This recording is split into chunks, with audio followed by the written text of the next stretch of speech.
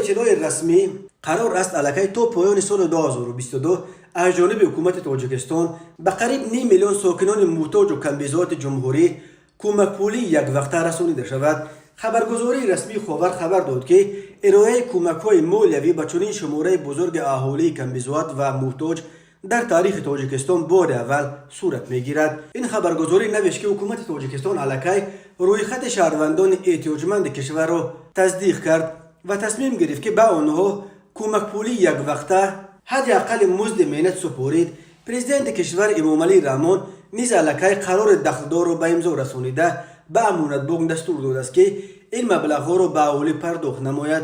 گفته می شود که مبلغ‌ها به کارت‌های بانکی گذرانده شده یا در شکل پول نقد داده می شوند و انتظار می رود که مبلغ‌ها علاقه تا آخر سال روان به احتیاجمندان دسترس شوند. حجم کمک پولی برای هر عائله 600 سومانی را تشکیل می دهد.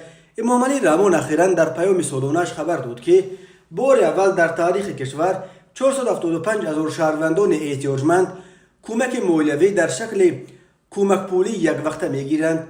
او گفت برای این از بودجه 285 میلیون سومانی جدا کرده شده است.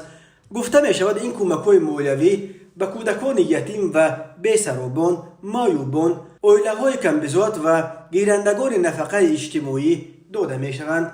امامعلی رحمان در پیامش گفت هرچند سطح کمبیزاتی در کشور در سالهای آخر خیلی کاهش یافت، بازم 22% اهالی در زیر خط فقر به سر میبرند.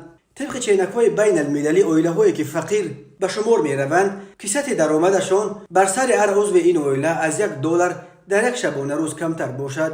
امامعلی رحمان در پیامش به حکومت همچنین دستور داد که به خاطر دستگیری طبقه‌های آسیب‌پذیر اهالی از 1 ایول سال 2023 حجم کمک‌های مادی را به قشر احتیاجمند افزایش دهند. همین طریق مبلغ کمک پولی برای عائله‌های احتیاجمند از 512 سومانی کنونی به 836 سومانی رسانیده می شود.